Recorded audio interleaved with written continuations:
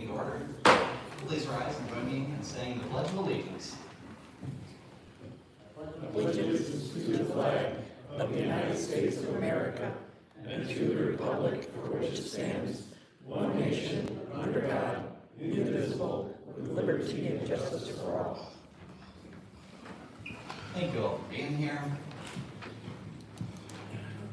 Katie, could I have a roll call for attendance, please?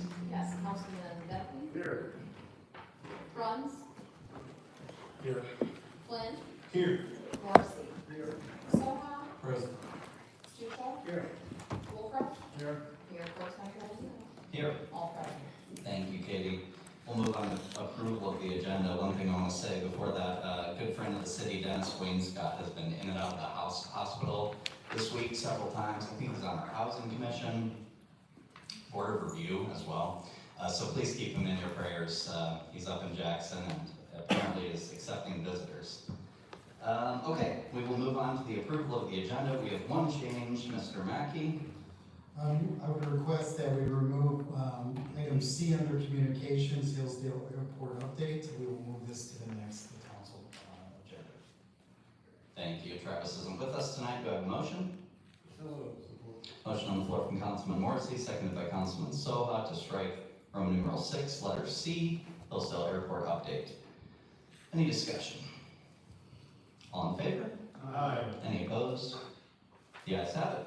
Any other changes to the agenda? Make a motion that we accept the amended agenda for tonight. Second. Motion on the floor from Councilman Flynn, seconded by Councilman Morrissey to accept the amended agenda. Further discussion, Councilman Soha? All set? Anybody else? All in favor? Aye. Any opposed? The ayes have it. We have an agenda. We will move on to Roman numeral 4, public comments on agenda items. You have 3 minutes. Please state your name and your address or your ward, and please limit your comments to items that are on the agenda tonight.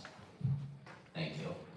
Hi, Luke Robson. I am going to be living at 15 South Broad Street here soon. I'd like to make a short statement in advance of tonight's vote regarding funding for the road diet and associated projects. As we all know, the funding being voted on tonight contemplates more than a simple road diet. Many other infrastructure projects are wrapped up into this funding package, including 36 new parking spots, a new traffic signal, and sidewalk improvements, to name just a few. I'd like to highlight 2 associated projects in particular: the fixing of Carlton behind City Hall and going to Oak Street, and the miscellaneous repairs of downtown infrastructure that are both wrapped into this funding package. At last week's TIFA meeting, city staff reported that both of those projects would need to be accomplished by the city, regardless of receiving state funding. Those projects are going to happen in the near future with or without the subsidy from Lansing. Without the TAP grant, those projects will cost the city at least $240,000. The city is being asked to provide about $135,000 in funding for everything in this package, not just those 2 projects. If the city doesn't commit to this funding now, we could be costing taxpayers an extra $100,000 needlessly. If the city does commit, we receive a discount on necessary infrastructure repairs, alongside hundreds of thousands of dollars in additional benefit. As of today, the proposed package, assisted by TIFA's and Hillsdale Renaissance's contribution, make this project the cheapest path forward for the city. I urge you all to approve this funding package. Thank you. Thank you.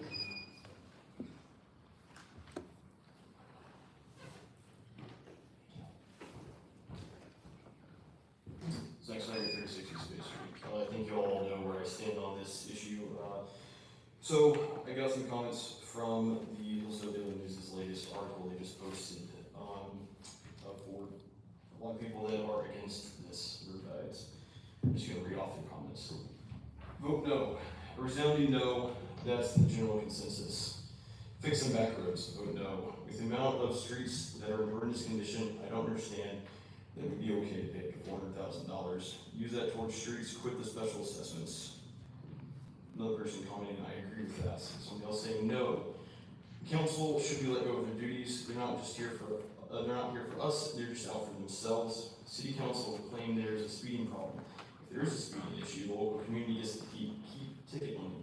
Why do they want this when the people have shown they do not want the road diet? Could another case, my vote is no on the road diet. Fix our side streets. Hillsdale is falling apart. total waste of money and going hand from the traffic situation. Obviously, people don't want it. Absolutely no. You can be darn sure I'll do whatever I can to avoid driving through the downtown area, and I imagine I won't be the only one. Another person commented they agree with that.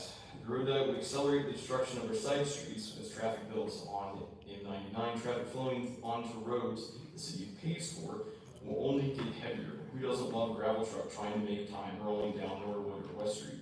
Not to mention who's in favor of it. This is a highly political situation, and politics is short-sighted. They can't see beyond the end of their term, and they don't care what the reality is, just what sounds good. Our kids will be paying for this soon. They're not thinking about the big trucks traveling on M99 to the industrial area. I say no. We do not approve of the changes on M99 through Hillsdale. Somebody else comments vote no. The person says vote no, we have higher priorities like law and order and fixing broken roads. The jails and court situation must be in focus. We must invest in better training for law enforcement. Bad idea, the traffic is already congested. I've seen where the traffic is backed up between the lights. Now imagine that with the proposed road diet. Did council and Tifa forget that we are the main thoroughfare for those big rigs? What about oversized floats going through our city? Somebody else comments, clearly people are completely against it. He says no. Bad idea with road diet, fix the side streets. These bad streets take away from the beauty of the downtown. And I could go on, I have several more pages of people commenting against this. There is a large public support to strike down this road diet. And clearly everybody is frustrated with you guys and frustrated that y'all are only focused on benefiting perhaps a few individuals, and a lot of people are speculating on benefiting themselves. Thank you.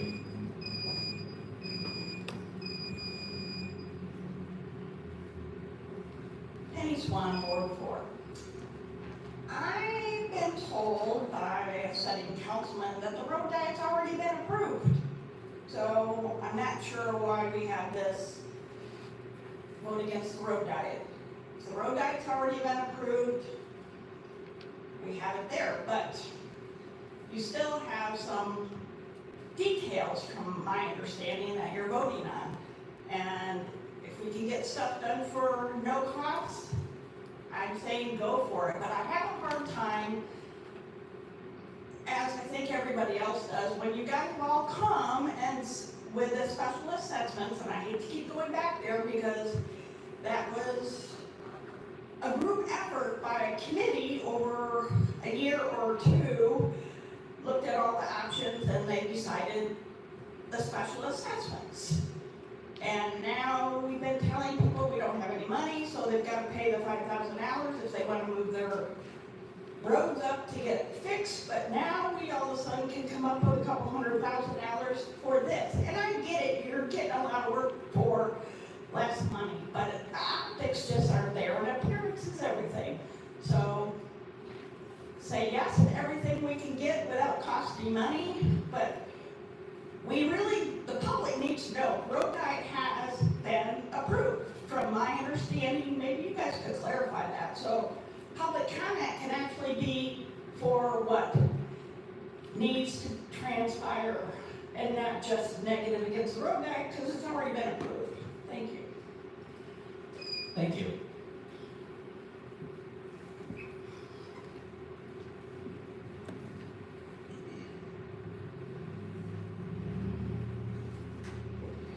Well, I don't have anything complicated to say, except I was against the road diet at first, and I'm very much for the road diet this time. Thank you.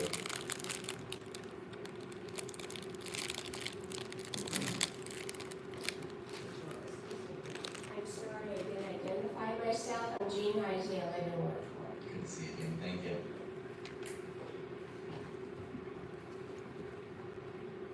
Are there any more public comments? Very well. I will close the podium and we will move on to the consent agenda. Thank you all for speaking. Did I stop now? Yes. Okay. Consent agenda. Roman numeral 5. Any comments, questions, amendments? concerns. Councilman Flynn. I do have a question regarding the park use agreement for the Indiana Outdoor Association. They come every year, they do a great job, they bring a lot of people to town.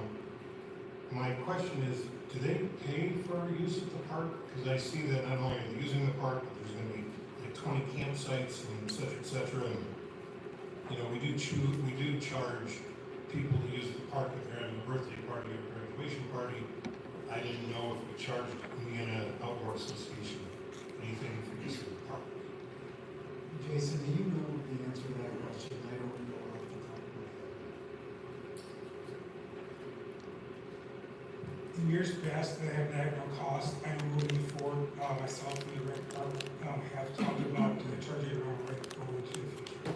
This will just help us when we talk about this. Okay, thank you. Thank you, Jason. Thank you, Councilman Flynn. Any other comments, questions on the consent agenda?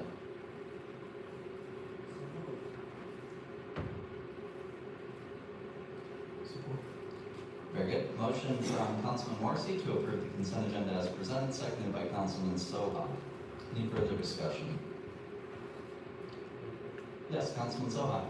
I'd just like to say I'd rather avoid continuing to charge events that are happening in the city. So they are the shoreline. Do we normally charge for that, for the use of the shoreline? We charge for the use of the pavilions, for the rental of the docks? Do we charge for the boat launch? Normally, we don't, right? Is that all they're using? Sorry, should have followed up. So the boat launch is closed for that week, so that'd be the only one further there that's closed for the weekend. And there is no rentals for the edge of the water right now, it's just for, like you said, the pavilions. And stocks is a little different, you know, there's, you can rent the whole park and there, what owns is just the pavilions itself. Okay, so there is a public cost in that our citizens can't launch their boats there for that week. Correct. Okay, have you thought of a price? Yeah. If you want to share it with us? No, I'll present something with you guys shortly. Okay, thanks, Jason. Thank you. Yeah, Councilman Donovan. And the city staff taking somebody's time to do something, I suppose. Yes, so DPS staff goes down and we do close off the boat launch. In addition to that, we take brick down there to weigh down the buoys. We store the we store the brick at our shop, we haul that down there as well. So we do have some costs with that, it's about an hour or two, you know, to go take it down, pick it up, and how we get through, so we have about $100 a day. How many people use it? Or participate in it, I should say? See you back? I'll be honest with you, no, we're not watching. Oh, okay.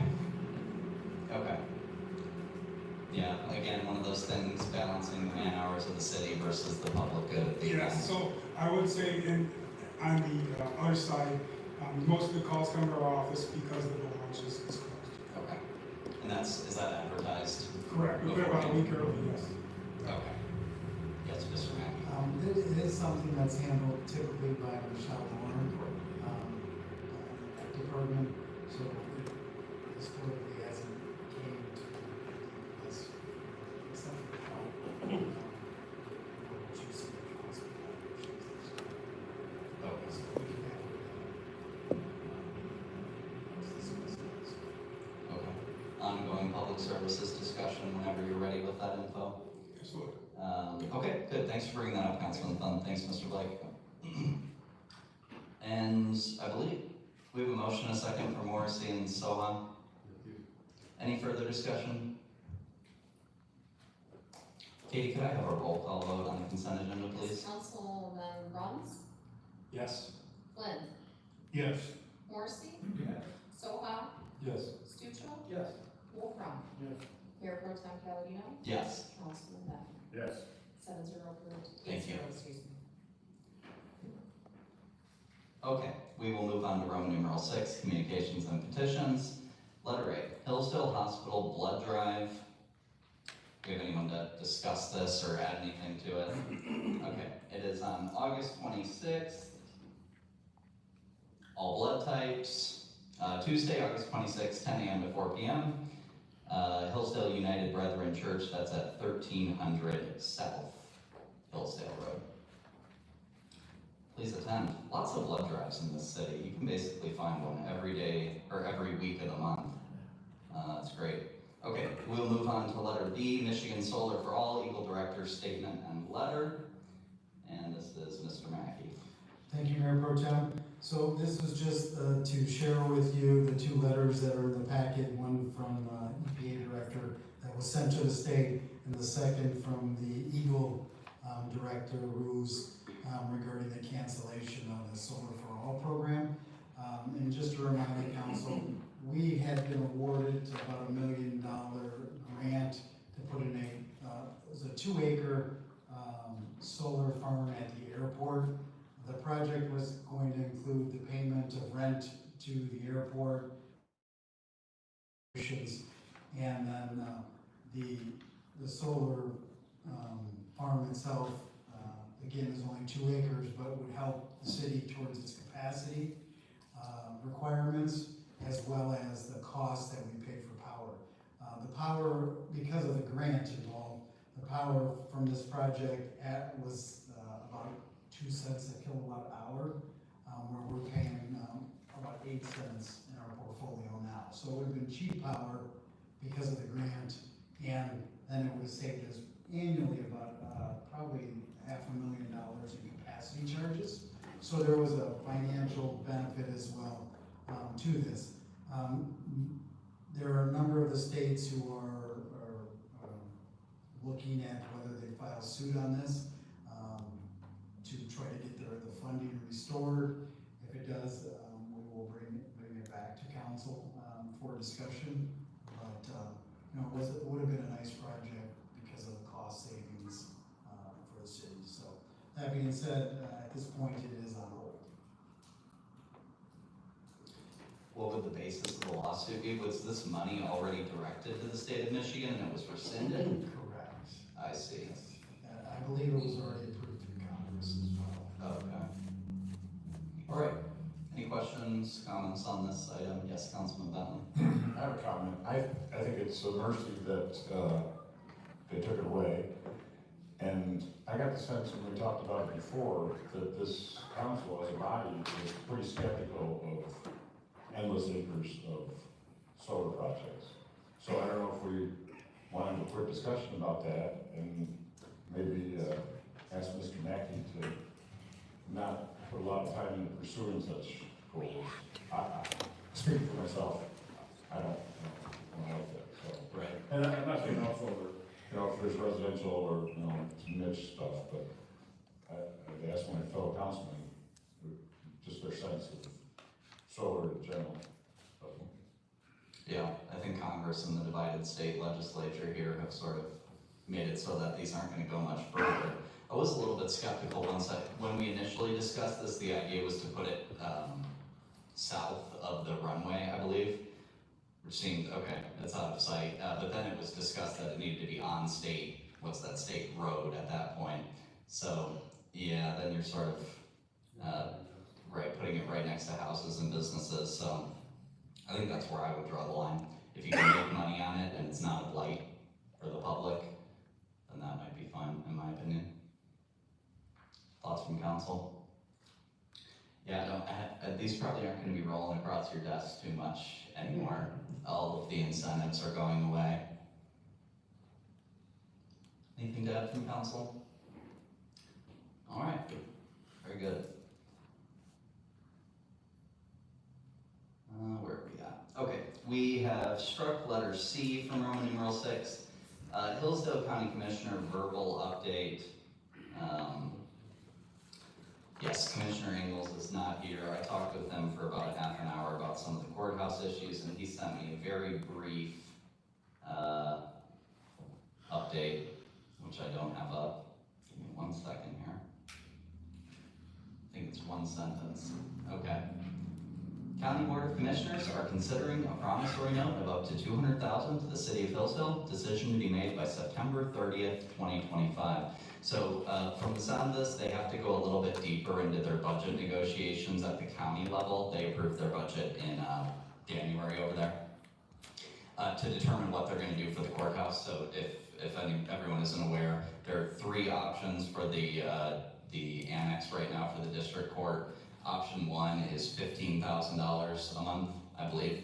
Option 2 is $5,000 a month plus $200,000 contribution to the city for the TAP grant for the road diet. And option 3 is they continue the current lease and they have to be out of the upstairs by October 2026 and out of the downstairs by 28. Yes. Is that correct? All sound good? We're likely gonna give them access back to the upstairs, they just have to vacate the entire building by October 28th. Okay, Because the upstairs is basically useless while they're there, so.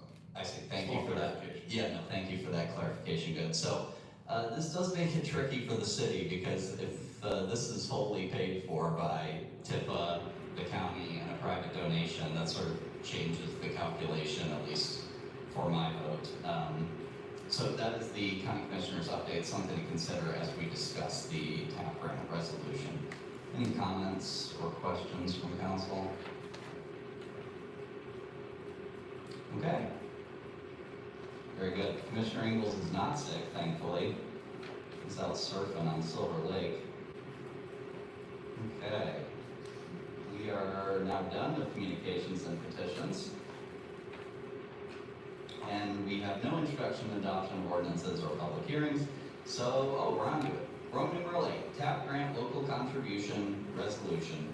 So we got some final information. The miscellaneous items are covered, so there's a 20% match.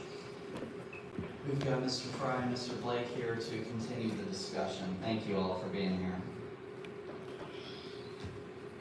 Thank you, Mayor Pro Tem and Council. So tonight's agenda item is a resolution to reaffirm the city's commitment to fund the non-participating component of the TAP grant application the city has submitted for the work that we're looking to do in support of the M99 traffic calming plan. You'll remember at the last meeting, we presented a revised project budget and indicated that we were still waiting to get clarification from MDOT staff on one item and whether it was TAP eligible. After that council meeting, we did have an opportunity to meet with MDOT and get that clarification. The items that were categorized under miscellaneous are in fact TAP eligible. So with making that update to the figures we provided in your packet, there is a table that shows a breakdown of the project cost.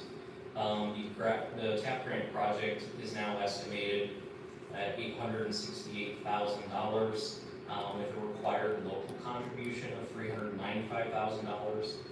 As was mentioned earlier in public comment, at that last council meeting, there were a few council members that had expressed interest in seeing if TIFA would support or contribute to that project. We had an opportunity to convene a special meeting in the TIFA board. 12 out of the 13 board members were present for that meeting. They discussed the project in some detail and asked some questions. Ultimately, unanimously, the 12 board members voted to support the project with a financial contribution. And then there was a discussion afterwards about how much TIFA would contribute. After some discussion, they decided to pledge $250,000 towards the project. So with TIFA's commitment, plus a donation of $10,000 pledged from Hillsdale Renaissance, the city's remaining share of the project is $135,000. That would allow the city to complete the full scope of work of both the TAP eligible items as well as those in the non-participating category. MDOT has requested that we reaffirm our intent to proceed with funding the non-participating component, and so the resolution in the council packet would satisfy that. Okay, good. To answer that question about the process from the beginning of the meeting, my impression is that this really is never fully set in stone until the money is actually allocated, right? Is that correct? So as soon as we start design work, we're in scope. So they want to start that, have an answer by August 27th. This will move from conceptual to design. As soon as we're in the tech review. What? There's an election in there's an election in 2025, but then there's an election in 2026. Are those council members then obligated to allocate those funds? Is there a penalty if we go through all of this design process and then there's an election, the majority no longer supports the road diet and they kill it in 2027? If that day ever came, I think what happened is the city required to pay any design and engineering costs that MDOT has into it at 100%. Okay, thank you. I think that's important to get out there. And that will be approximately what percentage of the total? It depends on the category. It's 3% for the participating and then 10 or 15% for the non. 15% for the non-participating. Okay, so about 100,000 possibly? The biggest bulk of the design cost, as Jason indicated, 15%. That would be for the non-participating items in the parking lot. Oh, Because- so only because of- 280? 15% of 280? 15% of the 280 and Okay. 3% the remaining tap eligible items. Okay, so a fairly substantial cost, 50, 60,000 maybe, something like that? Okay, so we are in a sense binding future councils with this vote. Okay, that's helpful, thank you. Yes, Councilman Bell. Just to follow up on that though, do you know the answer to that question? Or are you speculating? That was just speculation. It's a speculation. Oh, okay, it's not in the agreement yet whether there are design paybacks. Nope, and this is just, I granted up the ladder and I got an answer back. That is our assumption. Okay, that is a general procedure with grants that once you opt in. Yeah, so to clarify, so when we talk about the non-participating category, the parking lot, that's an item that has to be funded 100% locally. So if they go out and they do the design work for that local item, and then somehow we don't want to proceed with funding that locally, they still obviously have the cost of doing that design work. And so, presumably, if we were to back out, they would bill us for whatever the design cost is into that item. That's the operating assumption. Okay, thank you. And Jason, could you go over that email you sent us regarding the cost of the parking lot with tap and without tap? So the parking lot is 100% non-tap. But if we do it separately from this grant, I believe you ran the numbers on that. So the big portion of that was saving on doing the parking lot now compared to later is mobilization, design. Instead of 22%, we're at about 15% for non-participating, so it's 7% reduction. Mobilization costs, we're generally about 18% mobilization, and traffic control, we're at about 15% for us compared to 1% for MDOT as well. So group it up as a package, you save quite a bit on that. Okay, thank you for laying that out. Yes, Councilman Flynn. I don't know if you can or not answer this question, but the vast majority of the project, at least according to the numbers I'm seeing, are the traffic signal. That's the $277,441.35. It's the most expensive column in this entire thing. Why do traffic lights? Are we getting something, completely different than what we have now, that it's gonna cost that much, or am I just naive and I don't know how much traffic lights cost? Unfortunately, the new ones do cost quite a bit, so this will be more like what happened in Arch, will be controlled at the Jackson TSC office, it'll go off timing, longer that this has traffic, this will stay open farther than this side, all we done remotely through the Jackson TSC. There'll be two lights here actually for the left turn lane here, because both of these lanes will be left turn and or right. The pedestrian, everything will be ADA compliant, like pedestrian push pads for pedestrians and the timing. A lot is in the program and the timing that goes with this stuff as well. Okay, thank you. So there's quite a bit involved into it. Okay, thank you. Just to clarify, the right and the left lane will be left-hand turn lanes right here? Correct. Oh my, okay. Yeah, that's a fairly complex intersection as it is. Following up on the signal, if I may, I don't think I saw anything about the Bacon and Broad Street signal. So we talked with MDOT on our August meeting as well. They went back and looked that is compliant for at least the foreseeable future, and that doesn't need replaced part of this project.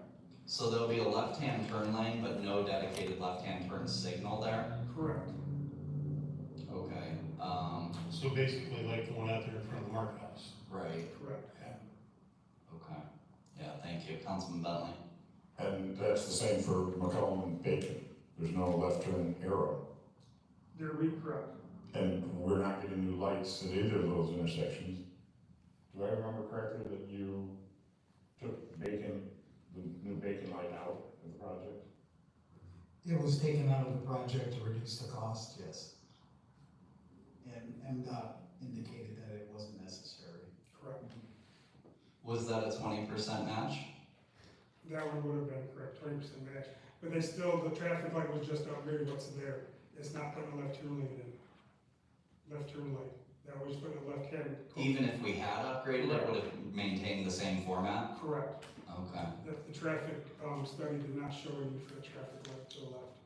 Oh, okay. They were just gonna put a traffic cabinet up there that had a left turn arrow on. It was just be a simple cabinet hanging from the wire with a left turn arrow. It could just be. Oh, just saying you Sign can turn left, okay. Okay, yeah, I guess I was under the impression those were all changing. Okay, let's see. Yes, Councilman Bentley. Wait, a left turn arrow means you have the right of way. If it's on traffic light, yes. So they would have the right of way, the oncoming yields to the left turns at Bacon? In the current format, No. afterwards. So no, they still have to yield to oncoming traffic, it's going straight through. Because there will be no turn there. There will be no light designated for the left turn arrow. It's just gonna be a plastic Cabinet. box that says Yes, sir, I'm left-hand sorry. turn. Yeah, okay. Okay, other comments, questions from council? I guess my main concerns here are that the initial project was a $1 million contribution, or $1 million project, excuse me, with a $100,000 contribution from the city, $100,000 from Tifa. So we are quite a bit beyond that at this point. Yeah, so that's one concern.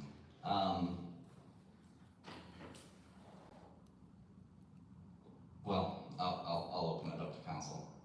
If there's anything else. Yes, Councilman Stuchel? Well, yes, but now it's 135, we have 3 years to get to that fund, you're talking $50,000 a year set aside, that's not a big stretch for a $2 million project.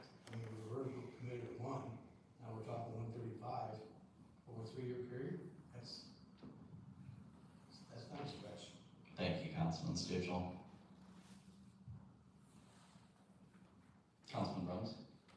So I've heard a lot about the economic development benefits that will come from this, and I talked briefly about this with Mr. Fry. I'm wondering if there's a chance that the Economic Development Corporation can kick in a little bit of help here, maybe as much as 135. But I suppose this question is for both Mr. Fry, but also maybe the attorney. Does the governing statute for the EDC allow them to appropriate money for that purpose? I have no idea without looking at it, so I'd have to look it up to tell you. So EDC hasn't, formally been asked to contribute to this project. It is something that we can look into, moving forward. I do want to emphasize, as we said earlier, for the purposes of tonight's meeting, the MDOT TAP Grant Review Committee does meet on August 27th. So there does need to be a decision made as to whether we're going to do the non-participating, commit to that funding. But I think that's an entirely reasonable question to ask, and I think it's something that can be requested of the TIFA board or the EDC board, to take a look at it. And it's something that we can certainly check as far as getting an interpretation on the statute, whether it allows it. And I believe they have enough money at the moment to cover much or all of this share. Is that correct? EDC is about, between their investments and checking, around $300,000. Okay, EDC meets this week, tomorrow? EDC meets tomorrow morning. Okay, could we request that that's not, I don't know if you'll be ready, or if we'll have a legal opinion on that, but if we could at least start the We can discussion. discuss it with the board more. Okay, thank you. Regarding the August, oh, sorry, Councilman Flynn? With that said then, and bringing up Mr. Stuchel's point as well, if we agree to this tonight, we still have 2 years to get somebody like the EDC or others on board to help pay, correct? Correct. So EDC really wouldn't have to tell us tomorrow morning that we'll give you the 135. I mean, we've got 2 years. So if we agree to that tonight, then we've got 2 years to, okay, maybe the folks at Tifa will bump it up over the next 2 years. Instead of giving us 250, maybe they'll give us 275. Maybe EDC will chip in some money. Maybe others will chip in. So I don't think having all the money tonight needs to be done. I think just if we can vote on it and pass it, then we've got 2 years to say, okay, now let's try to find some people. Maybe, who knows, maybe the state of Michigan will have another fund, or the federal government will have a fund, or we can get a grant or something. So we've still got some time to find that money. We don't have to find it tonight. Thank you, Councilman Flynn. Regarding the August 27th deadline, what are the repercussions for, well, when do they meet again next, and what are the repercussions for waiting? So so the TAP grant review committee, won't meet again until December. We were told during our meeting with MDOT that, if this deadline passes, and again, we don't have our grant application in for them to review before the 27th, the next opportunity for them to look at it would be the subsequent cycle, which is in December. And that would greatly jeopardize the project, is what we were told. As time goes on, MDOT is continuing to commit their trunk line monies to road work all over the state. And so trying to get some of that funding to line up with the federal TAP grant funding and our local funding, what we're trying to do, it becomes increasingly difficult as more time passes. So really there wouldn't be another opportunity to take a shot at this until December, and even then there's some good uncertainty about whether or not we'd be successful. Okay, thank you. Now, if we do appropriate the money tonight, we are obligating the city, right? So someone else could contribute, but the city is ultimately obligated for that money. That's correct. Okay. Yeah, okay, thank you. Anything else from council? Councilman Bentley? No, go ahead. Probably being So I know you've answered this before, but it just, so that we can get it out again. If we commit to this, and then you said, when they move to the design phase, everything's pretty much set in stone. Does that also include the chance that prices are gonna go up in the next 2 years, so that by the time they get to this project, the 135,000, regardless of where the money comes from, is still only gonna be 135,000, or is somebody gonna come back to council in 2 years and go, well, the economy is this, and prices are that, supplies are this, now that 135 is 235. I would expect to go up that, but there is 10% that we need to think about for contingency for 3 years down the road.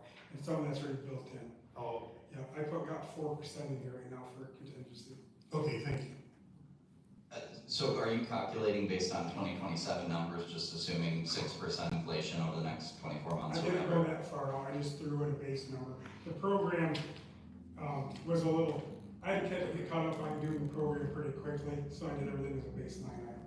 Okay. All right, good. Councilman Bentley? First, can we get an answer to Ms. Swan's question?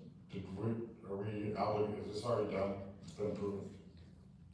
So you're asking about the purpose of the resolution tonight, correct? Well, I'm also, I guess, asking the purpose of the June resolution. Sure, so quite simply, the resolution that council passed in June, the first one was to ask MDOT to do the lane reduction on M99 as part of their upcoming 2027 resurfacing project. It was declaring the city's support for that and our intent to collaborate with MDOT to make a number of other improvements that are needed as part of the overall traffic calming plan. The resolution tonight, again, MDOT is looking, because we have that non-participating component that we have to fund locally, but they want to do the engineering for the entire project together. They want to make sure that we are certain about moving forward with the non-participating costs there, doing it as a whole. Well, that brings up another point. I think that one of the biggest carrots for this whole project has been that parking lot. And it's just now becoming clear, at least to me, that we're paying for the whole parking lot. It's just a convenience factor and 7% off the engineer's designs or something. My biggest issue tonight is that it's Lucy with the football all over again. We're being threatened that if we don't rush this through, even though by my calculation, this plan has become a plan 4 days ago. So this is new to everybody on council, and it's going to be new to everybody out in the city. And we need time to talk about it, we need time to think about it, and I don't think waiting until the next scheduled TAP committee meeting in December is even a threat. Like, let's take our time, let's understand it, let's discuss it, let's tweak it, because there's not much here without the parking lot. I don't like the Waldron. The Cook Street is controversial. We're paying $400,000 for a new light at City Hall and some infrastructure in East Carlton. I don't see it, and I don't understand that there's any urgency. We have new information from the recent election, the primary, where over 2/3 of the voters voted for candidates who were explicitly anti-road diet. We had the Hillsdale Daily News article with 90 plus, probably over 100 negative comments last week. Again, this plan became public in any detail on Thursday last week.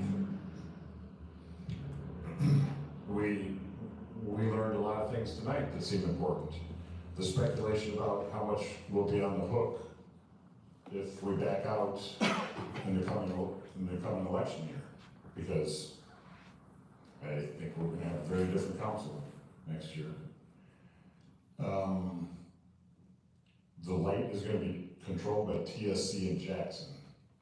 That's a concern that we just learned about tonight.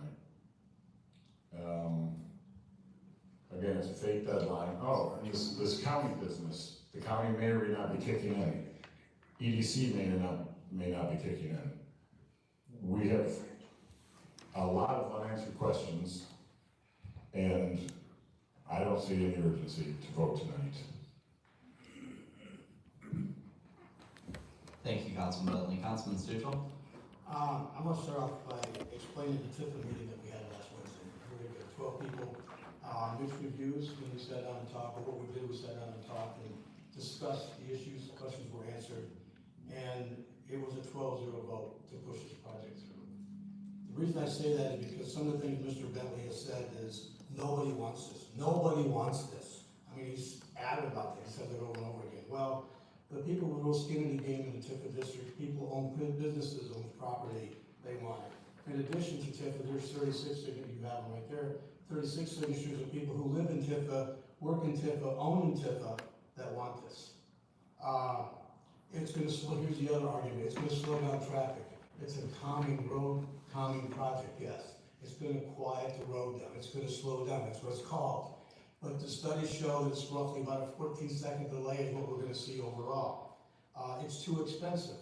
Well, TIF is offered $250,000. Our original cost is $395,000. TIF is kicking in $250,000. There's a private grant, private donation of another $10,000, and we're down to $135,000. And again, we may see stuff from the EDC, we may see stuff from the county, yet to come yet. This is a business no-brainer call. We're getting multiple infrastructures fixed that's gonna cost us $300-some thousand, and we're gonna do for $135,000. That's a no-brainer call because you've got concerns. What else we have here? Oh, the other thing is, we get a shot at that road once every 20 years. That's a state highway. We get to touch that road once every 20 years, so we want to drag our feet, say no, because we don't understand something quite yet to every detail. Let's kick it down the road for another 20 years. The other issue, the argument is, this is an emotional issue for a lot of people. And we have a lot of very intelligent people in this room and in this community. And I've heard more than once, Mrs. Heisey said it this morning, or this evening. I've heard more than one person say, I am against this, but after they looked at it and they studied it, say, wow, this is a good project. And I just want to say one thing. Everything is a conspiracy when you don't understand things. And this has not been done in secret. And was it 2013 we started this project? This is not cloak and dagger and gathering these gentlemen in the back room with them trying to come up with some cockamamie idea. This has been public hearings, MDOT's had public hearings, and there's people who don't want it because it's an emotional issue. But it makes our roads much safer, much more, I mean, take a look at when you go out to Myers. That's 2 lanes with a turn lane. That traffic flows very smoothly. Go to MIS at the end of the race. It's 2 lanes all the way to Jonesville. It moves very slowly. When it gets hectic is when you start hitting multiple lanes. Now I get aggravated driving, I get aggressive driving. I got multiple options to go. And it creates more of a hazard. When it's just 1 lane straight, 1 lane coming out, and a turn lane, it takes a lot of scale away. And the bike lane, oh my God, let's call it a safety lane, a safety buffer, a pedestrian walkway. But when you call it a bike lane, people get upset. It's an added buffer, a space between people and moving traffic. This is a no-brainer call. I don't understand digging into heels over, there's not a valid argument not to do this. Thank you. Thank you, Councilman Stuchel. Councilman Flynn? I would have to agree with Councilman Stuchel from the standpoint, and I respect Mr. Bentley's passion, but since 2013, various people who sit where we're sitting today have said this is no problem. Everybody but Mr. Bentley, myself, and Mr. Bruns has sat here at various meetings over the past couple of years and said this isn't a problem, and has voted unanimously to continue to push this along.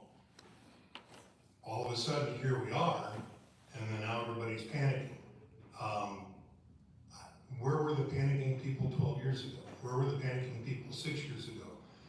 Nothing has changed about this project. Probably the cost, that's it. Nothing has changed about this project. This project over the past 12 years has been traffic calming through downtown Hillsdale. But now we're here and everybody's panicking like, well, nobody told us. Well, there have been public meetings, there have been public hearings, it's been published. The city has done everything they're supposed to do. Tifa has had public meetings. They had a public meeting, I understand, just the other day. City employees were there, members of this board were there. Nobody said a word. Why didn't anybody speak up at the Tifa meeting and say, we don't want your money. This is a silly idea. Why are you giving $250,000 to something that we don't want? Nobody said a word. It was dead silence when it came time for public comment, both at the beginning and the end of the meeting. Not one person stood up at that Tifa meeting and said, this is a silly idea, we don't want your money. It doesn't make any sense where all of a sudden, when it comes time to say yes, everybody's panicking when if we would have said no 6, 8, 10, 12 years ago, we wouldn't be here. This is a good thing for the city. I agree with Mr. Stuchel, I've said it before. Are there gonna be a few tweaks that we have to get used to? Yes. Adding 36 parking spots over here to help with downtown parking. Again, the vision for the future is that it's gonna get very busy down here. Where are all these people gonna park? Right over there. We're gonna have new walkways, we're gonna have new crosswalks. It's gonna be a lot easier for people to visit our downtown, which I think everybody on this council would agree is a good thing to bring more people downtown. More businesses downtown, more people downtown, it helps the entire city. This project is going to do just that. And so again, like I said moments ago, we have 2 years to work out that $135,000. Maybe Katie will buy a lottery ticket and, get it big and say, here's your $135,000. But we have 2 years to stop it now and to wait and to wait 6 more months. I'm sorry, Mr. Bentley, but to wait until December is ludicrous. We've been doing this for 12 years. Now, you and I haven't. And I think that might be, and correct me if I'm wrong, that might be part of your issue, is is that you haven't had a chance to say, I don't like this. But 9 other people for the last 12 years have said this is a wonderful thing. They even made it part of the master plan. And so if it's a part of the city's master plan to move the city along into the future, I can't help but agree with the last 12 years of discussion that this is a good idea. Thank you, Councilman Flynn, very good. Councilman Wolfram. I would just like to say that I agree with, Councilman Stuchel and Councilman Flynn. Thank you. I think the concern, I'll preface this by saying I generally think the road diet is a good thing. I think the traffic calming aspects of it might basically be a wash. The middle lanes are basically used as left-hand turn lanes during peak traffic hours. I don't really see the downtown getting any more pleasant because of this. The only unpleasant part I find is the trucks, and that's not being solved. But the infrastructure improvements are quite a benefit for the city, particularly the parking lot. I know we disagree about this, but I do think the Waldron changes just reduces complexity and reduces chances for accidents. I think the problem though is we do have to consider this as a political body, and it is somewhat offensive when you get on the board and you're elected and they said everyone has approved this for all time, your election doesn't matter, vote yes. That is frustrating. But we have to consider, right, if there is a backlash against this in 2026, then, and the project is killed, then all of this work is thrown away, and we might eat some sort of sunk cost, even if it's 30, 40, 50 grand, right, an undisclosed amount. Any amount is too much, especially considering the man hours. So I think from that perspective, if we do proceed, we want to proceed in such a way that it's as little offensive to the citizens as possible. And I do agree with Councilman Stuchel, there does seem to be a divide here. The general public has an immediate aversion to this. I think Councilman Bentley is correct about that. Just, no, that sounds horrible. I don't want to get stuck in traffic. A lot of people move to Hillsdale and stay in Hillsdale because it isn't the suburbs, it isn't the city. You can move freely. You can get anywhere in the city in 4 minutes. It's incredible. But we want to do it in such a way, if you're in favor of the road diet, which I know that's divided, that there isn't a backlash against this. And I think the best way to do that is to say to the citizens, the downtown business owners want it. There is a benefit that they will get that is directed toward them. The citizens, I think it will be a wash. There might be a marginal cost in terms of traffic, a marginal benefit in terms of very slightly reduced accidents, right? That study said 1.6 accidents out of 16. So marginal reduction of accidents, possibly, according to a study. So the benefit to the citizens is marginal, or maybe there's a marginal cost. The benefit to the downtown business owners is clear. And I think Tifa recognized that and stood up and said, yeah, we're the ones benefiting from this primarily. Citizens will benefit with easier parking, that's great. But I don't think there is a real great benefit for the average citizen. I think that's what they're reacting against. All this preface to say, I would support the project as presented. I don't think I want to spend city funds on it. And you can look at that in 2 ways. You can look at it either as I'm being stingy and I don't want to spend city funds, or I want to present this in such a way that it will be as little offensive to the average citizen as possible so that there isn't a backlash and this isn't killed a year and a half from now after 13, 14 years of work. So, yeah, I'll open up the floor. Sorry to filibuster there. Yes, Councilman Sola. Thank you, Mayor Pro Tem. So to that point, Jason Blake had sent us, or the city manager, an email who he forwarded to the council on August 4th about upgrade sidewalk ramps on North Street from Carlton to Broad, Union from Carlton Ferris, things that are in this project for an estimated cost of $244,092.35. So are all those projects included in this nation, we're saving $100,000 as a city to complete those if we implement this road diet, and that was Councilman Stuchel's point, I think, about this being financially viable in that respect.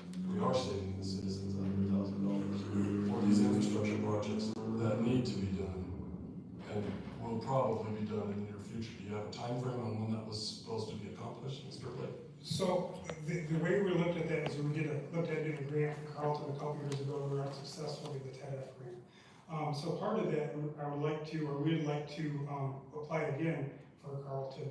In its entirety, but a part of that, any road project over chip seal, you automatically have to upgrade the ramps. So we're going to cover all 100% cost. Sorry, upgrade what? Upgrade the sidewalk ramps. Oh, so when we are even just chip sealing to protect a road for the future, and that road has outdated ramps according to the state's policies. Correct. Anything more than a double chip is changing the structure, so they automatically put you to upgrade the ramps.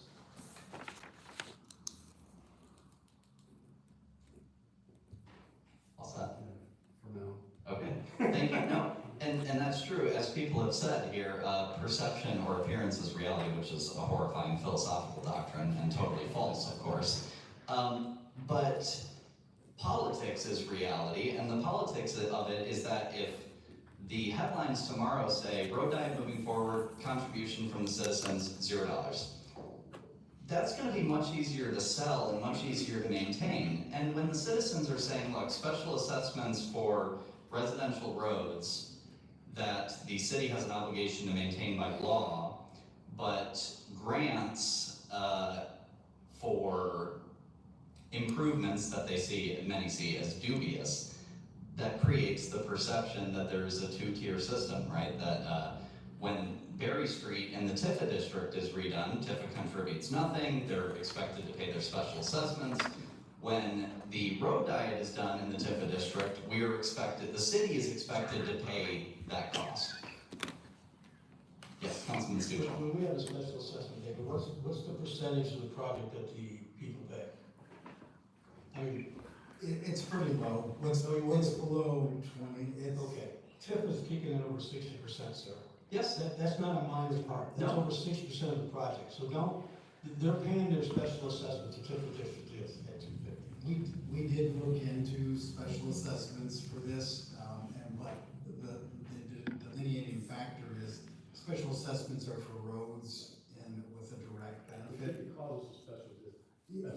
Correct, but it would not qualify the improvements that we're trying to associate the money with. Right, and Councilman Stucci, I'm not underselling. Tifa is making a great contribution. The problem is, they have their own tax capture district. So this isn't a special assessment. They capture 53% of all the taxes in the district. About, what did we say, 25–30% of taxes go toward road repair and maintenance if you consider the 3.5 mills from the, oh my goodness, what's it called? The ballot proposal. The millage, thank you, the millage. The 3.5 mills from the millage, plus the 2 mills of statutory mills for the roads. So about 25% of all taxes go toward infrastructure. Tifa is taking double that amount, so they're taking money that normally would go for infrastructure, or excuse me, administration, police, fire, public works, etc. So they're actually taking about double of what normally would be taken for infrastructure. Now, there's a good reason for this. I mean, businesses pay business taxes that residences are exempted from. They pay school taxes that residents are exempted from. So there's an argument to be made that they should have this money, but I don't think it's fair to say that this is like a special assessment, right? The Tifa district is essentially a private government for the business owners. That's good, they're taking county money, but I think we have to sort of set a higher bar. And again, Councilman Stucci, I'm approaching this from the perspective of, if we want this to happen, what is the best way to make sure that this isn't let's see, who's off the board? Basically everyone who has voted for this in the past is off the board, right, except for Councilman Flynn. So if you don't want this to be a 7-2 anti-road diet in a year and a half, we have to consider this from the perspective of the citizens who oppose. That's my contention. You will still be on the board, that's correct, but you voted no. Oh, okay, that's all I was basing it on, was who had voted no, yes. Okay, one other element I want to bring up here in regards to the public perception. Councilman Bentley asked me to bring forward a charter amendment, actually, that would require the city to maintain Broad Street as 4 lanes. Our attorney said that the time frame for this has passed, so the earliest it could be on the ballot presumably would be August, unless there was a special election in May. We would have to figure out how we actually write this, but other cities have done this in order to prevent road diets, so we know that it's possible. Okay, so that's another possible way that the public could oppose this sort of thing. I just want to bring all of this up so that we're entering this very clearly about what can be done to oppose this, and if you support it, what's the best way to move forward?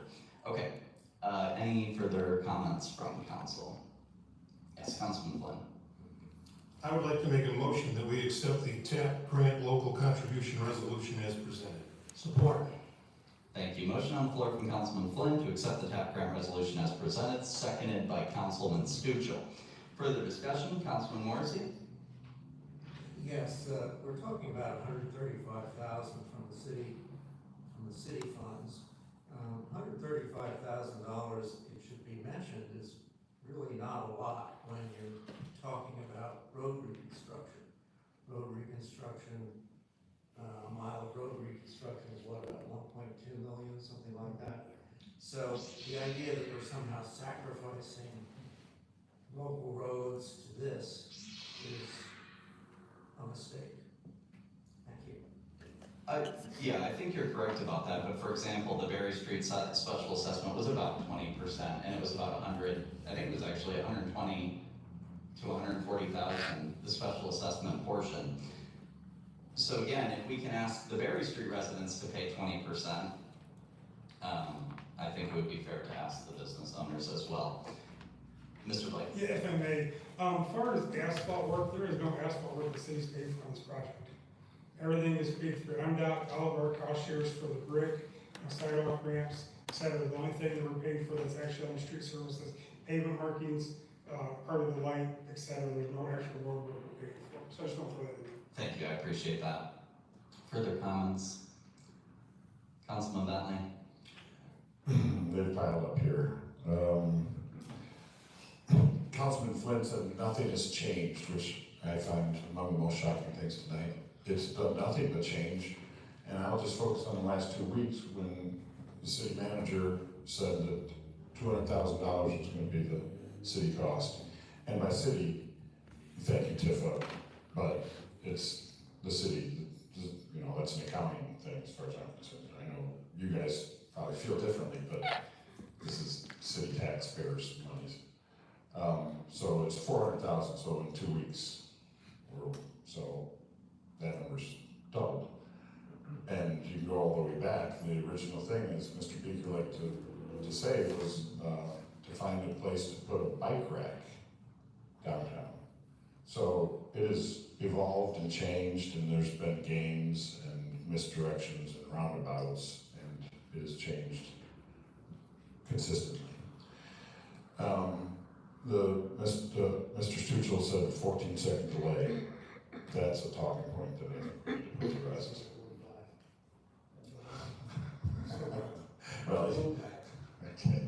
Well, you said it a number of times, so for the record, Councilman Stuchel concedes that 14 seconds is maybe closer to 45.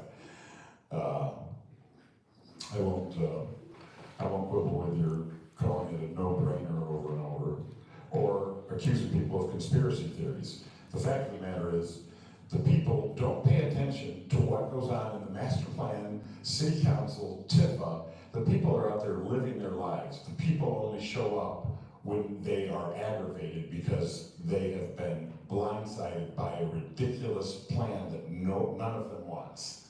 That's what's changed recently. It ain't me. It's that the people are finding out about it, and they're not about it.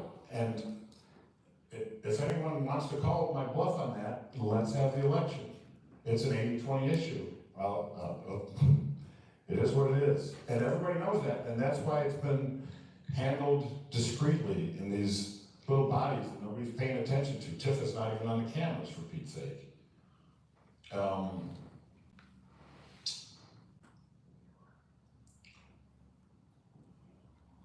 Because the county hasn't weighed in, the EDC hasn't weighed in, the deadline is the next fake deadline.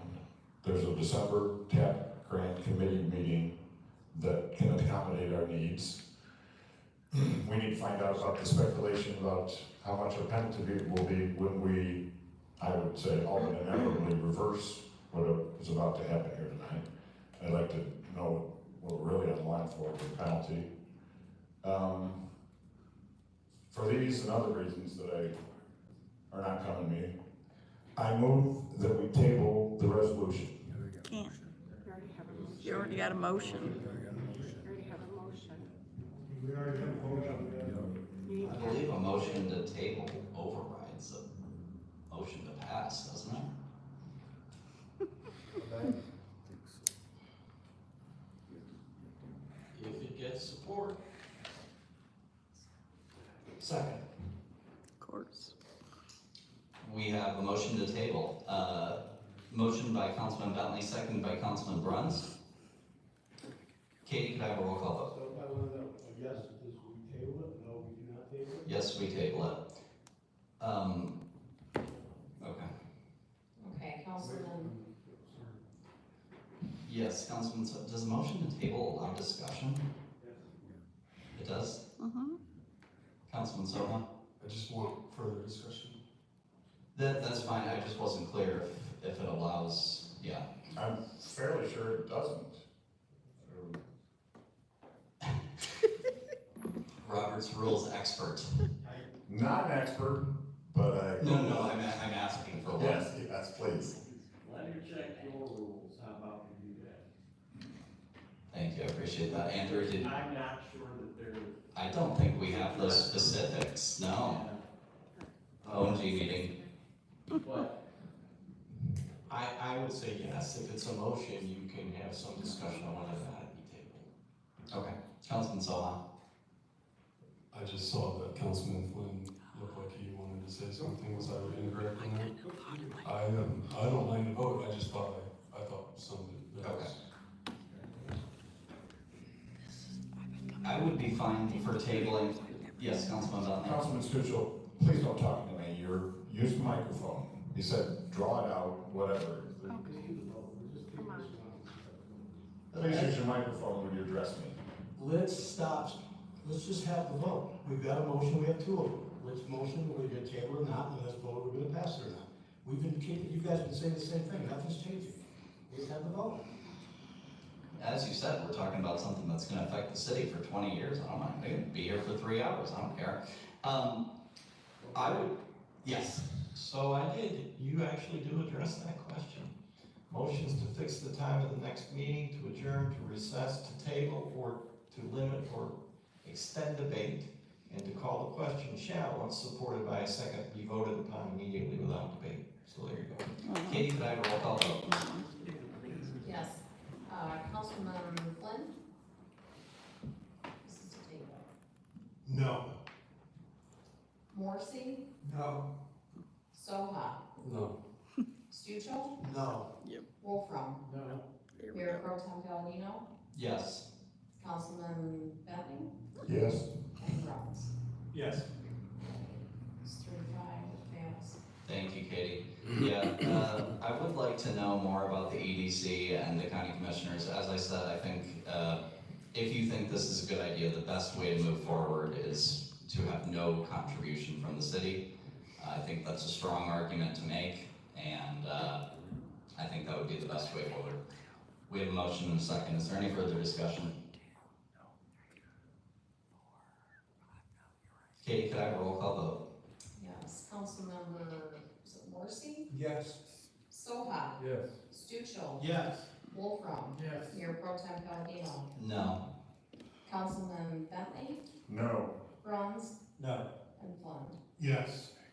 That's 5-3, that's approved. That's resolution 3646. Thank you, Katie. Thank you for the great discussion, council. Okay, we will move on to Roman numeral 9, new business, efficiency smart service agreement.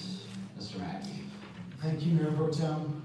So just to kind of refresh councils a little bit, and for those that are new, we have had Efficiency Smart as a provider of energy reduction services. This will be towards the end of the third year of that. We've had a good relationship with them. They've met their target goals or exceeded them, which has accredited customers within the city, whether it's a combination of industrial, commercial, and residential, with over $2.3 million worth of savings. But last year, towards the end of the legislative cycle in Lansing, there was legislation passed which required all utility or electric utility providers to pursue 1.5% reduction in energy usage per year. And they created their own program where if you didn't feel that you wanted to take that on, you could actually join or sign up for the state program that costs would cost your customers. For us, it'd be about 3 to 3.5%. 3.5% for us would be about $550,000 that we would then have to charge. We would have to charge or add to our rate structure. Currently, we're with Efficiency Smart, we're at about $175,000 a year, so we're making an earnest effort. I will say, with the Efficiency Smart plan, we're not necessarily in compliance with the state's requirements. We'll do our best to try to obtain them, but we felt, or the VPU board and the staff felt, to jump in for $550,000. We wanted to take a little more time and see what was going to happen over the next couple of years at the $175,000 level before we try to take that big of a bite of the apple. That's what the VP board is recommending. The staff supports that. Again, we've had a good relationship with them. And we have to report our savings annually to the state, and we don't know where this is going to go. But the legislation requiring this could change. It could be modified, and that's what we're hoping for. Quite simply, it's felt that it will be pretty challenging for probably everyone to meet this goal. In what sense is the Efficiency Smart Services Agreement actually reducing our energy consumption? What's the mechanism of that? So they actually have staff on board that come to town and they meet with local businesses, look at doing energy surveys. A lot of it up front has been with lighting, kind of like they did at the Kiefer House, where they figure out what the old lighting will cost you, and then if you install the new system, they can calculate out the payback and actually how long you're in the good. So the 2.3 million is over the lifetime of those corrections, but that's how they figure it. Okay. They look at heating systems, they look at lighting systems, and various things.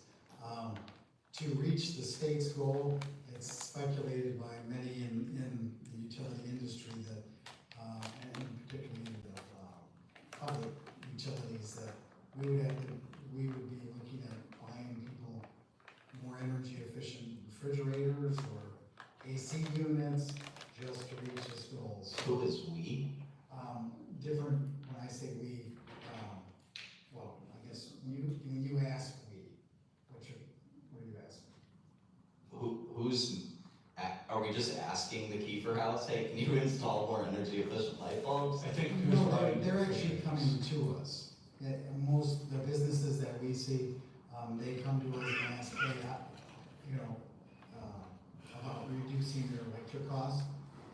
Many of them in the industrial park have come, and then they go out there and do the surveys. And that's what part of the funding mechanism for the Kiefer House was. They were putting in new energy efficiency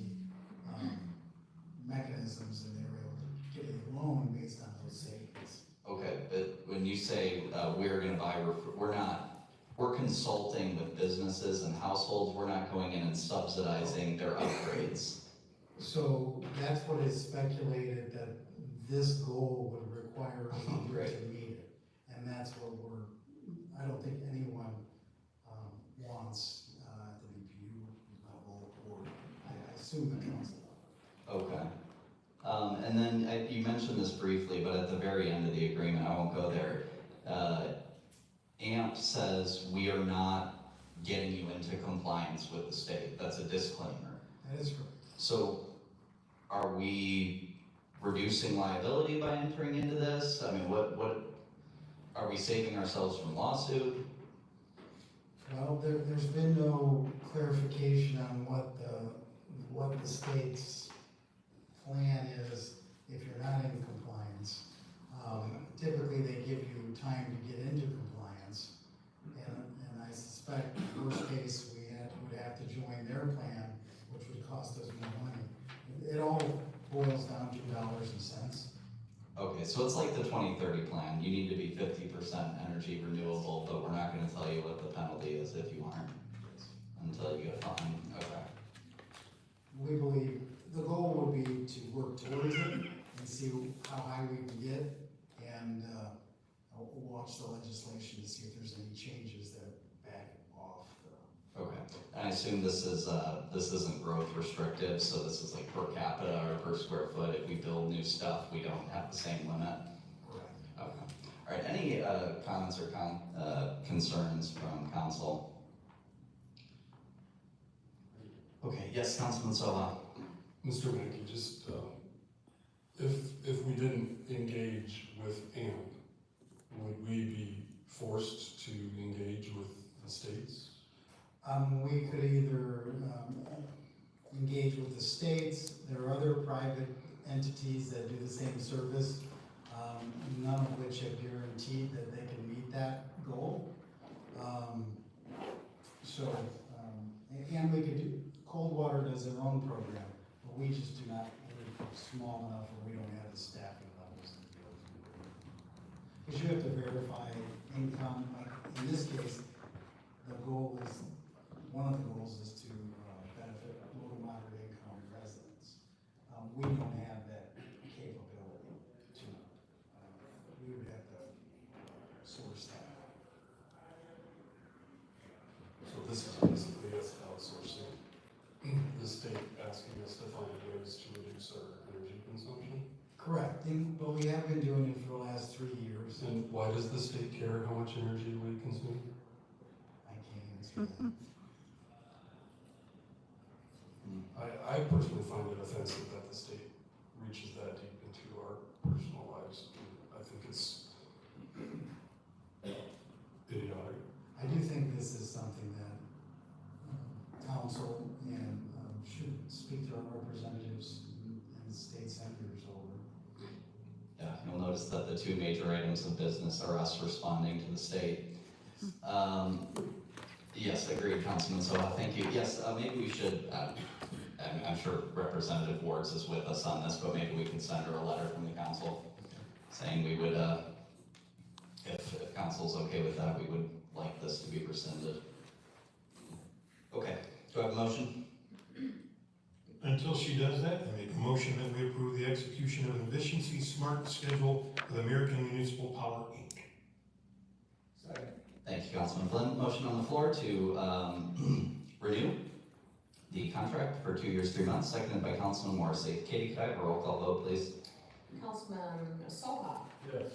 Stuchel, Yes. Wolfram, Yes. Mayor Pro Tem Palladino, Yes. Councilman Bentley, Yes. Franz, Yes.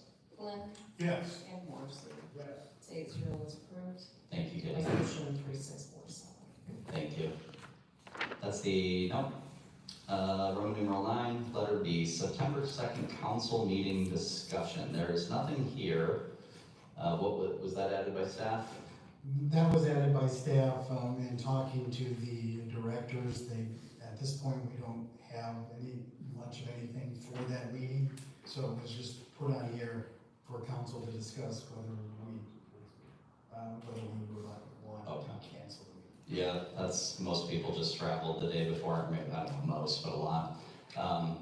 Yeah, I think we discussed this last time. I think going down to like 21 meetings would be appropriate for the council. I don't mind the bulkier meetings, but having to come for one item is not the best. So maybe we discuss that in November, taking off a couple of those, maybe 4th of July, Labor Day, Memorial Day, something like Christmas. Okay, do I have a motion to cancel? Oh, yes, sorry, Councilman Butler. Motion from Councilman Soha, though. Okay. Do I have a second? Second by Councilman Flynn. Councilman Bentley? So we are gonna just not meet until the 15th? Right. That's a big break. You still have your power to call a special meeting. Oh, good point. Thank you for that reminder, that's right. Don't do it to us. Very well. I will. Councilman Morrissey. I mean, we have done this before. There have been Oh, yeah. several times, almost every year we cancel at least one meeting or two sometimes. Yep. This isn't unusual. Yep, and if we need it, we will add it back on the agenda, I'm sure. Yeah, if something comes up, Mayor Pro Tem, between now and that time, I could let you know, and then we can reach out to the rest of the council with this. Okay, thank you, I appreciate that. Okay, I guess we're Councilman Bentley? Yes, thank you for the reminder, Mayor Pro Tem. I would like to move to have a special meeting on September, Well, or I don't care the date. I believe the charter says you have, I guess you could motion to have a meeting, yeah, but the charter says that you submit it in writing. Any opinion on this? If the idea is to do, in effect, your regular meeting on a date different than September 2nd, that might be the way to make the motion, would be to move, instead of saying you're going to cancel the September 2nd regular city council meeting, that you're going to move it to a different date. Okay. Otherwise, I believe you can call a special meeting in writing, correct? Yes. With the second in writing of another council member. I thought I remembered reading that it didn't matter whether they did it by email or council. I do not have the facility to just roll through my head because I didn't memorize all your rules.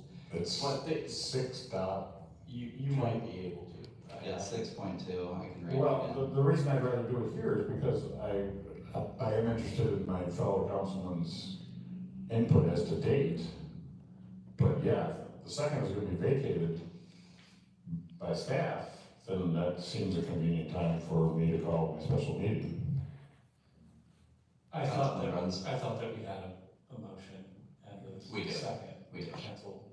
So do we need to resolve that first? Before another motion, yes, we're still discussing that motion. Okay, Yes, and that motion could be amended, but. okay. Councilman Bentley. Move to amend, oh no, because I'm gonna lose the vote. The other one, whatever, no, go ahead. Okay. Katie, could I have a roll call vote on the original motion, or the only motion? Okay, Councilman Stuchel, Yes. Wolfram, Yes. Mayor Pro Tem Baldino, Yes. Councilman Bentley, Yes. Bruns, Yes. Flynn, Yes. Morrissey, Yes. and Soha. Yes. Say zero, it's approved. Thank you. Okay, Councilman Bentley. Now I would make a motion to have a special meeting, and I will leave it at that for now. Without putting a date on it, or? Yeah, you need to know when the special meeting is going. Let's call it September 2nd.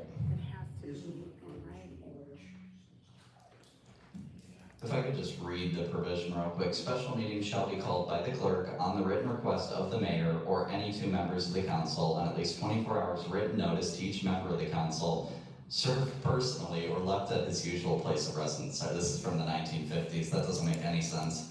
But yes, that's what it says. You're gonna get served. Councilman Stuchel, yes. it's a special meeting, is there an agenda, what's special about it? Just that it's not regular, I think that's the only thing, yep. No, it needs to have an agenda. It's not on the regular. Well, yeah, you have to present an agenda. That it is not on the regular date that you have set when you establish your dates for regular meetings of the council. And that's for the purpose of providing notice not only to the other members of council, but also to the public that you're gonna have a meeting on that date. Okay, thank you. Councilman Belli, if you're considering, are you considering an amendment to the charter or an ordinance amendment to prohibit the road diet? Yes, it's gonna be road diet related. Mostly I want the people to come and give us an earful. I guess I have a question. What happens if there's not a quorum at that meeting? There's no meeting.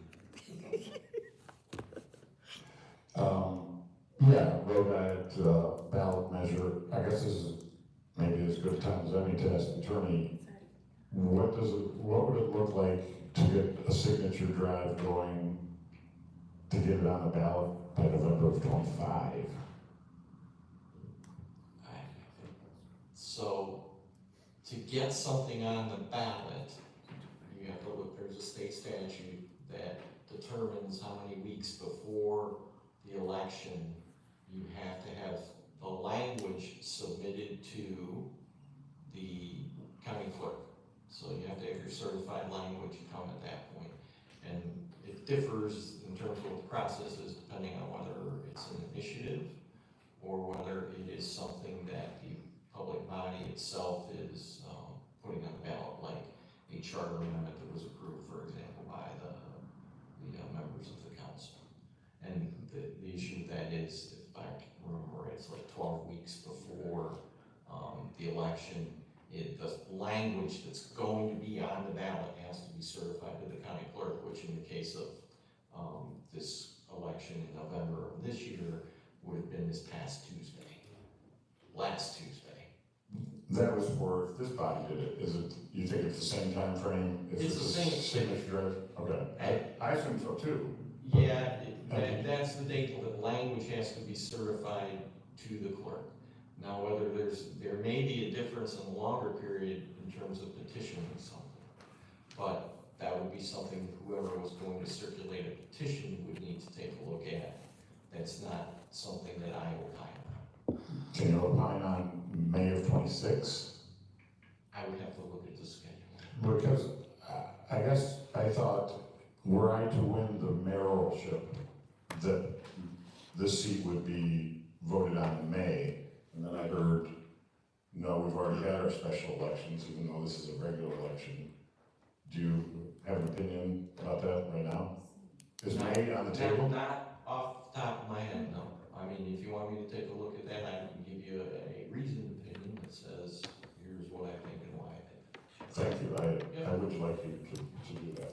I guess I would also suggest, it sounds like if I picked September 2nd for the special meeting, I might have tripped a wire that I didn't mean to, because we just got rid of that one. So maybe I will suggest Wednesday the 3rd be the special meeting. And we don't vote, it's just I motion and someone seconds, and then there's a special meeting? If on written request to the clerk. Okay, so you don't want to do this now? I can do this by email? Yes, you can do it in writing, and probably qualifies as writing. Oh, okay. In the 1950s. Yes, today that qualifies as writing.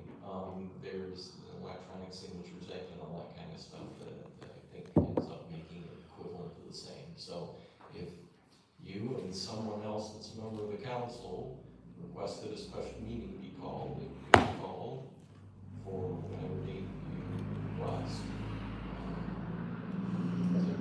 Discuss whatever it is that makes sense. Thank you. I guess I'll leave it alone and do it by email, but I want y'all to know that that's my intention, is to write the email and find a second and have a special meeting on Wednesday the 3rd concerning the road diet, the way forward. Very good, thank you, Councilman Bentley. Just on your question, section 3.9, I said this when we discussed the election, but I do think the plan that the council set forth on is illegal. 3.9 special elections. No more than 2 special city elections shall be held in any one fiscal year. So August, November, and March are all in one fiscal year. Okay. Good. We already voted on that. Nothing under Roman numeral 10. We will move on to Roman numeral 11. General public comment. Podium is open for 3 minutes at a time. Please give us your name and your address, and you may speak on whatever you desire. Well, thank you gentlemen all for the hard work that you do, for being here this evening, and all the work that you do at other times. I'm a fairly new, Could you hit that? Oh, weird. Are we? There, the big button. Thank you. Well, I've already thanked you, for being here, not only tonight, but all the other work that you do. Fairly new resident to the city, Kent Heinze, I live in Ward 4, and we've been here 40 years. And every time I go up and down that street out there that you've been talking about on the road diet, I am very concerned that some octogenarian is going to be going to church, open their car door, and I'm in the right lane, and I'm going to take them their car door out. Same thing with folks going to City Hall. Those lanes are incredibly narrow. I don't care about the money, I don't care who pays for it, but personal safety for the citizens of this community. I have been in the life insurance business for 50 plus years. I have settled a lot of death claims. None of them are fun.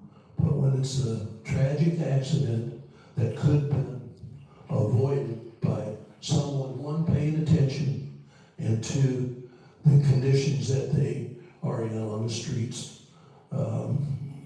So I just ask you to think about that. You can do whatever you want with the money. The money's not really that important because the human life value, by the way, we in insurance have a way to calculate human life value, and you would be amazed if someone could think of and find fault with the state and the city and come up with a human life value of $4, $5, $6 million lawsuit because the conditions were not right. It would be something else. But anyway, thank you for all your work on that, and just really consider the safety as you think forward on this. Thank you.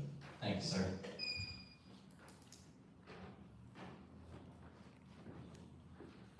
Luke Robinson. Just want to say, if you keep going down this path and work to overturn this, which, go for it, you're right. What you're advocating for is to charge the taxpayers of Hillsdale at least $100,000 more than they otherwise would be. Money that you could be spending on the side roads because of an aesthetic preference that you have because of an aversion to Ann Arbor. That's all. Thank you.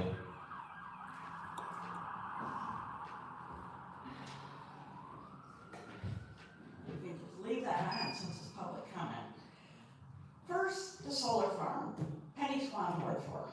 The solar farm, I'm not into all this alternative energy, but I know the state of Michigan has said we have to have it, at least a part of it, so I thank Mr. Mackey and whoever else was involved in trying to get the solar farm because it was going to decrease our rates. And as a senior living on fixed income, when my rent goes up every year, I appreciate any little bit of savings I can get. And since we have to have some alternative energy dictated by the state, that would have been a win-win because the federal government was going to help. The Planning Commission and the road diet. I was on the Planning Commission, boy, a long time ago. And yeah, I voted on this thing. I can't remember how I voted, but back then they wanted to do roundabouts and all sorts of crazy stuff. I think, we were on the Planning Commission together. I probably said yes just because legally you can't say no because you don't like something. If it's constitutional, you've got to let it go. And thank you everybody for using the mics and hitting the button. That's huge, especially for us that are home trying to watch at home, so I appreciate that. Thank you. Thank you.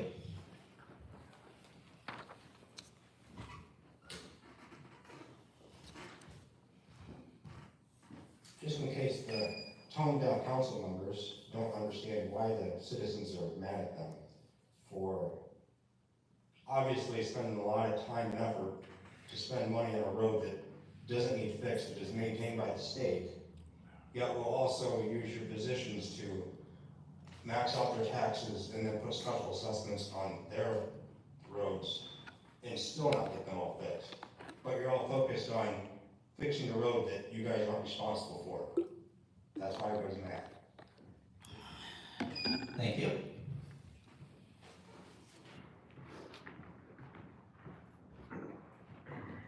Scott Sessions, 102 Cold Spring Circle. There's a gentleman called Dave Krieger going around the city taking pictures of people's houses. Has he been cleared through the city to do that? He says he's working for Meyer and wants to take pictures of houses, of people's houses inside the houses and outside the houses. Okay, but he's doing that, so there's a gentleman going around doing that, so. His name's Dave Krieger. So, and he's got a, DaveKriegerPhoto.com. He says he's working for Myers, and he's gonna offer everybody $1,500 if they'll do it, so. And I know he hit my neighbor, he hit my house, and then he hit a house down on Highland Street, so, okay. Thank you. What's that? Exactly, so I was wondering if you got clear or had a permit. Okay. Thanks. Thank you. Yep. Mr. Krieger came to our home yesterday and seemed very legitimate. They're looking for homes that look like grandparent homes. So he chose our home. And what they will do, if we are selected, we will know by Wednesday, that Myers, they choose a date, they come in, take all of our stuff out, whatever that means. They redecorate our home for Christmas to promote Myers for Christmas shopping. We have to be gone about 12 hours. At the end of the 12 hours, we come back and our home will be back in the original way that we have set it up. We have no reason to believe it's not legitimate. And we understood that he's visiting many homes to find out who has a nice grandma and grandpa looking house. And he thought we looked like grandma and grandpa. And we don't have to be gone. He just said they would utilize home. It's for them to make a commercial. We don't have to be gone. We can be right there. So. Okay, thank you.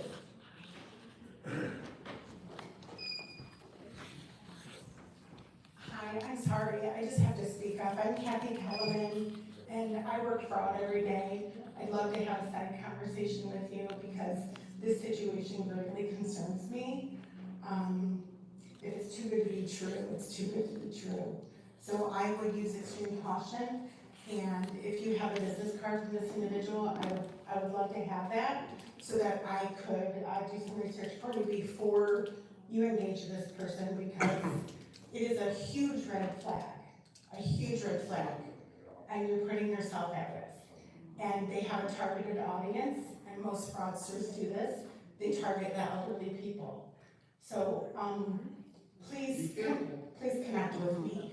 And then sorry to do that during this time.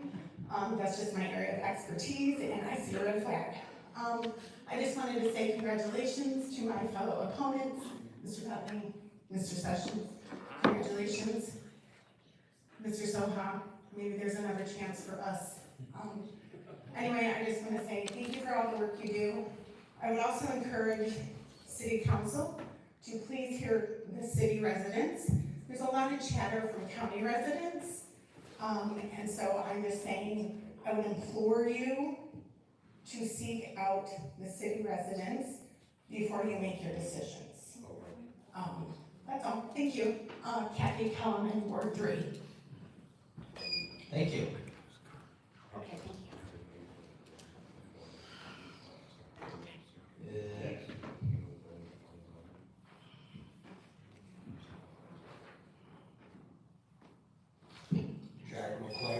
1445 South One Road up to 49242.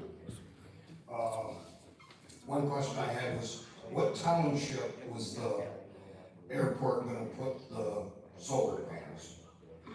The other statement I got is, I thought Kiefer was gonna have a representative here, CNL. I haven't seen one here in over a month. I thought they were gonna come to like at least once a month. The parking lot. That is the biggest fund of all, is the parking lot down here that's not in the road diet thing. I read a candidates running for mayor, I read his brochure he's got out. That's one of his main projects, is a corridor between Oak Street and McCollum.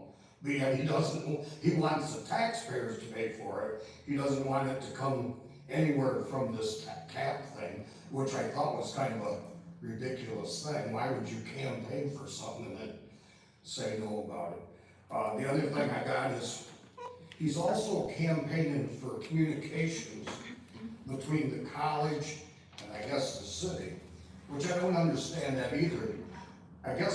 I don't know if he went to beauty college and talked to them about it. I'm gonna say he doesn't even know where the beauty college is. We have 3 colleges. They're all equal. People need to get that through their head. There's no college better than the beauty college or Jackson. Majority of the townies, or the counties, or whatever you wanna call them, go to those 2 colleges and get their learning. They don't go to Hillsdale College. I know everybody thinks that's the best college on earth. What I read today, or yesterday in the Jackson paper, was they're one of the low counties for supporting the gays. Who cares what people do in their own private house? That's their own business. Who cares? I mean, I don't understand how people can do that. And one thing is, people are voting for what they want. They're not voting for what the people want. I'll guarantee you that the solar panels, that person didn't even know that that's not in the city. That's not in the city, it's in the townships. It's got nothing to do with the city other than they own the property. The townships have it zoned, they govern there. Thank you very much. People need to look up stuff before they blab their mouth and overwrite their ass. Thank you.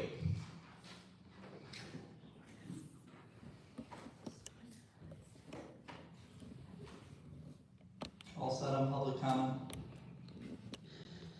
Thank you. We'll move on to the city manager's report. Thanks, Mayor Pro Tem. Just a few things to point out. Also at council locations or seats, I did put a Excel spreadsheet that Jason Blake from DPS had put together. The different road projects we've done since 2016 and totaled them to how many miles we've worked on, and some projected projects that we're looking at for the upcoming years. So just wanted to point that out to you, and we do have that available, and I know at least one resident requested it, and I sent it over to him.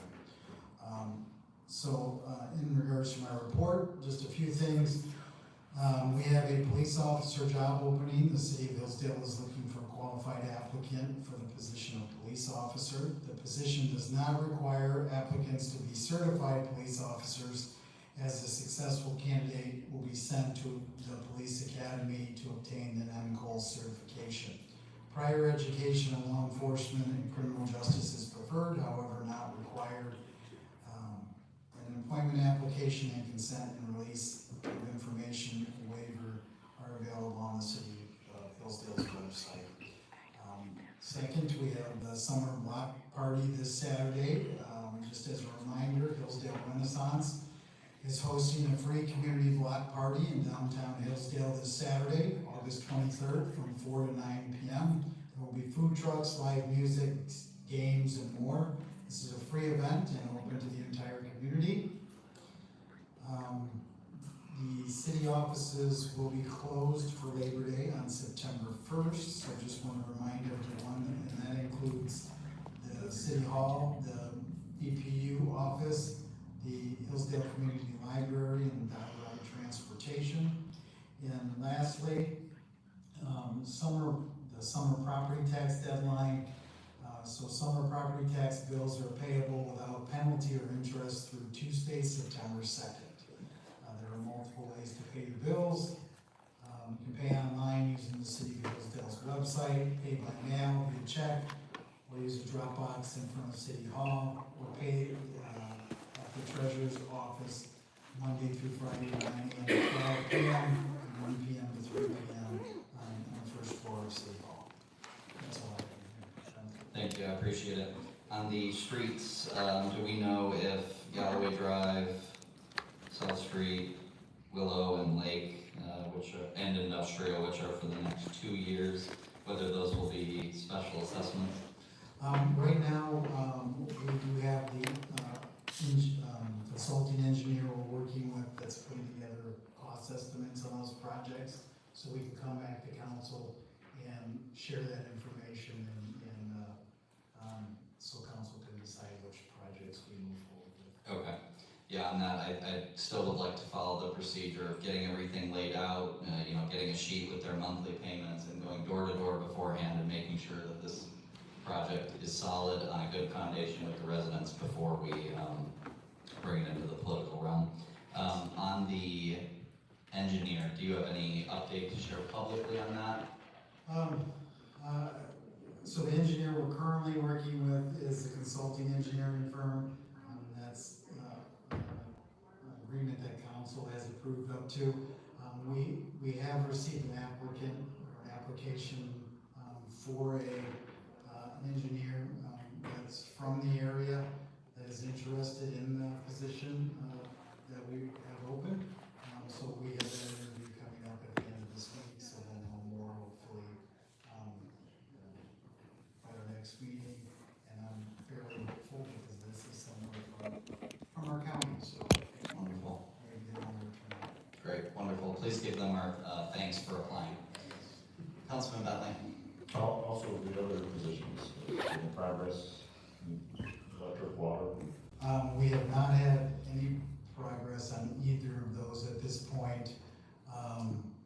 We are gonna be posting, probably later this week, the planning and zoning, and potentially the code enforcement. We're deciding whether we separate those positions, and have planning and zoning as one and code enforcement as another. So we're working on that, but we have not on the others.